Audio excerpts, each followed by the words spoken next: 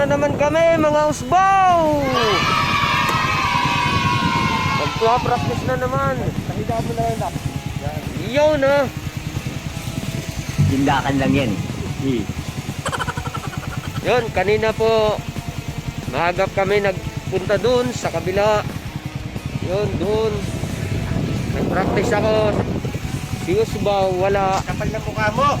Kaya nung umulan, umuwi kami. Yan po ang kasama ko. Ngayon bumalik kami, gawa ni Usbaw nandito, hinihintay kami. Yun. Oh, dami mga dumang mga naka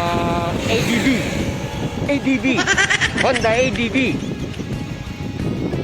Yun ang ginagawa niya ngayon. Magpapainit muna ng gulong. Tuturo ko mamaya sa inyo kung paano ang basic na pagbabangking. Basic! Madali lang yun eh. Game. Mamaya bibidyohan natin si Usbaw. Magpapainit yan ng gulong. Panoorin nyo ha. Okay. Bye bye. Yan na po. Yan. Una nyong gagawin mga ka-Usbaw, painitin nyo muna ang gulong para medyo yung pressure nya umakma sa pagbangking nyo. Hindi pwedeng basta rat-rat kayo ng bangking. Kailangan kasi painitin ng gulong para kailangan nagwa-warm muna yan. Yung iba gumagamit ng warmer. Ay nandito lang tayo sa kung saan, kaya painitin lang ng paganyan-ganyan. Ika nga. Yan.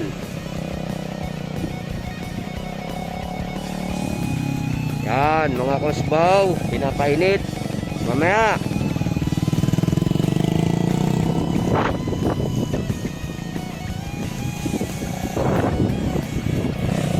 ayun, nakita nyo, yan ang tinatawag na figure O.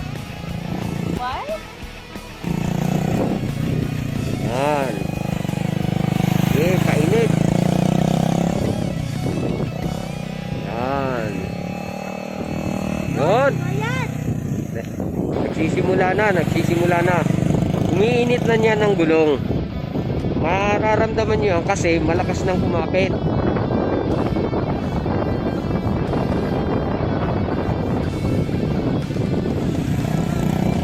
Yun. Nakikita nyo.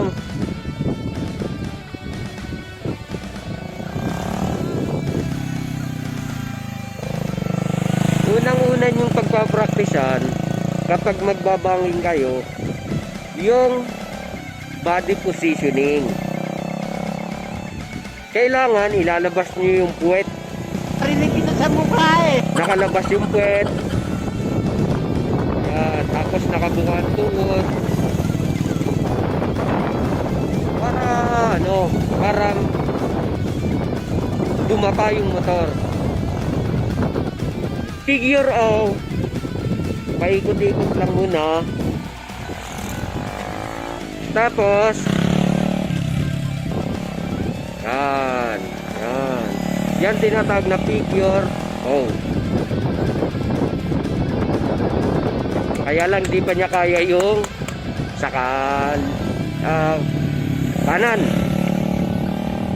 Nahirapan siya kasi ito kaliwete ito eh. Tsaka usually karamihan nagsisimula sa kaliwa. Yan ang unang-unang nilang nagagawa kasi sa kanan mahirap, nandun kasi yung throttle.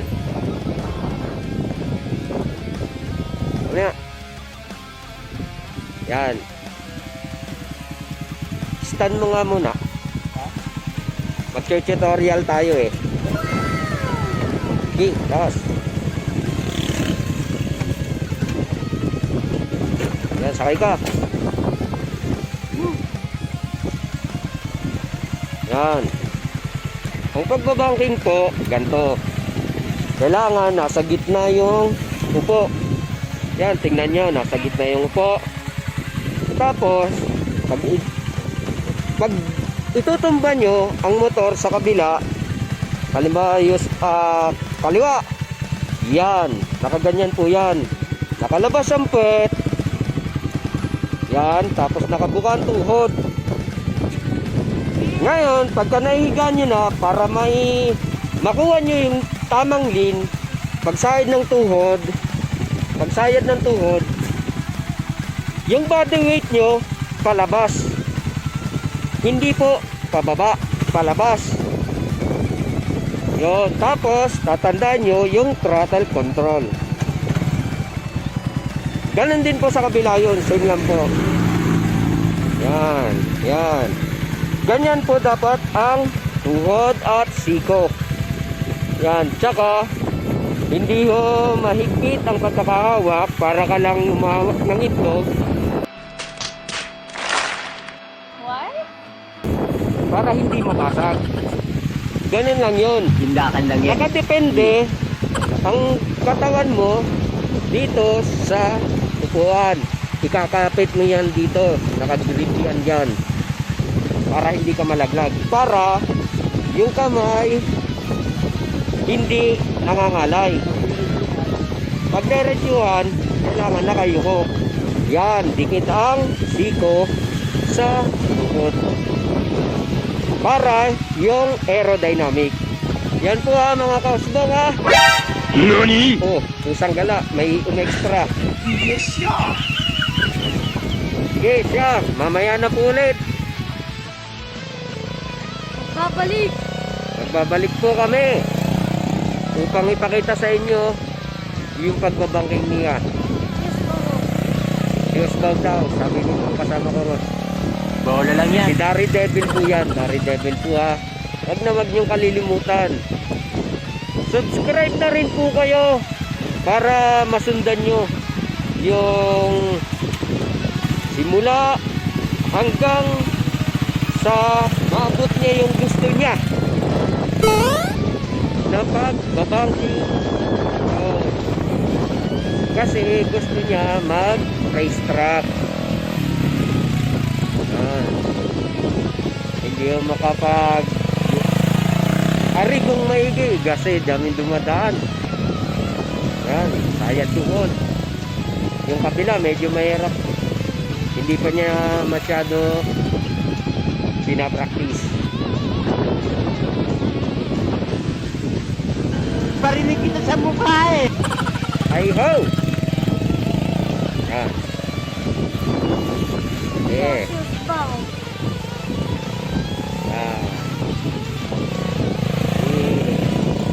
Yan, sinisimula na rin niya yung kanyang kanan.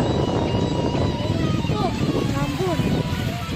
Mukhang mamalasin pa. Ito yun.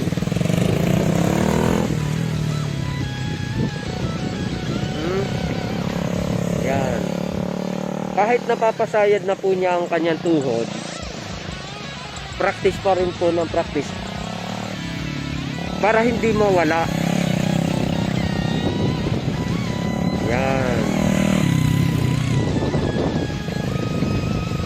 Kasi pag hindi ka nag-practice, mawawala sa inyo yung yung pakiramdam kung paano ihiga ang motor,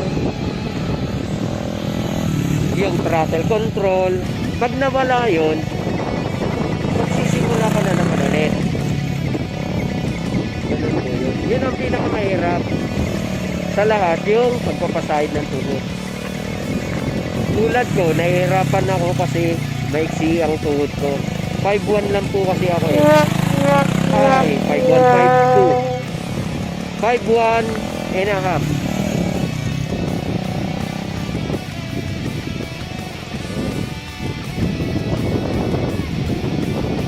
Mabuti si Dari Devil, mahaba ang tuhod niya. Yan. Tsaka ang build ng kanyang katawan, pang racer. Ako hindi po pang racer.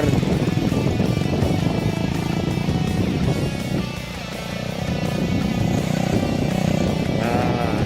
Yan.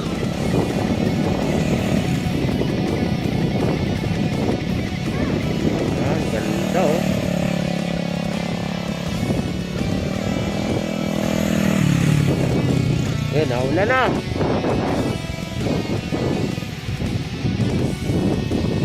Three days later.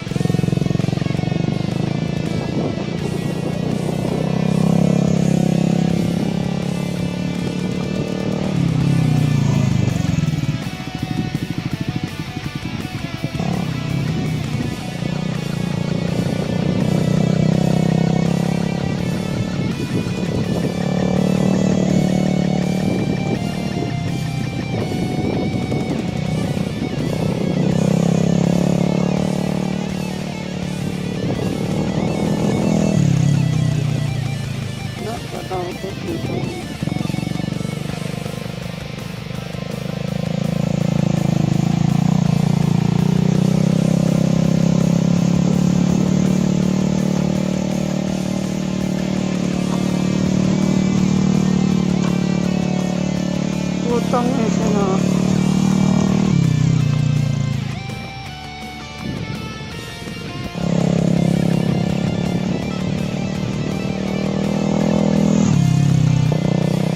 Inang iyan. Tindakan lang yan eh. Eternity later. What's up mga kawarlak? Narito na naman kami sa panibagong vlog. Ayun, ginamit po ni Osbaw ang aking motor. Naririnig nyo naman, lumatungal, lumarual. Parang kalabaw at baka. Ayan oh, tang hinagiliw, wawalang hiyay na. Oh, usang gala. Ingatan mo yan hoy, Osbaw. Tang inagulay.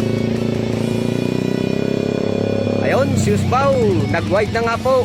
Tang inagulaw. Yung may dumang pang asbok. Ayan po, dumaan ang asbok. Yun oh. Ang wapo ni Big. Narito pa kami sa hindi maintindihang lugar. Ito'y nawawala. Nagpa-practice ng gulong-gulong sa makatuwid. Bangkingan daw. Hindi maintindihan kung bumabangking o kumano pa baga. Panoorin nyo na lang. Tingnan nyo, kayo nang humusga kung anong ginagawa ng mga Osbaw. Ayan na nga po. Tingnan nyo mabuti. Ayan.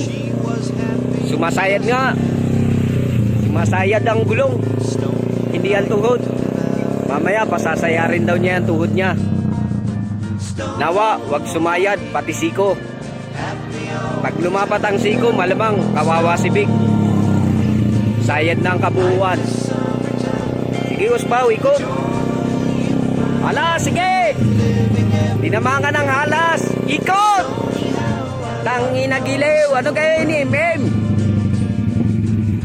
Ayan, nanawa na nga po si Osbaw. Napagtanto na hindi kayang ibaba ang kanyang tuhod. Ang kaya lang ipalapat ay ang mga gulong ni Big.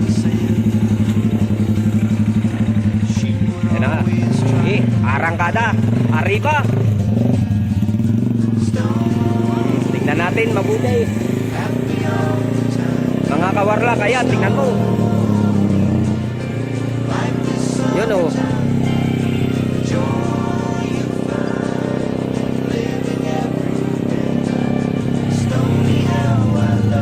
Wide. Wide ang putra guys.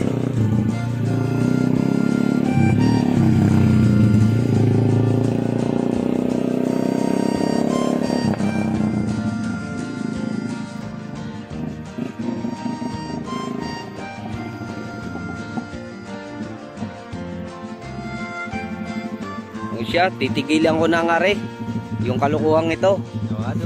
Bahala na kayo sa buhay nyo. Panoorin nyo kung may natutunan ka kayo. Wala. Tang inagiliw.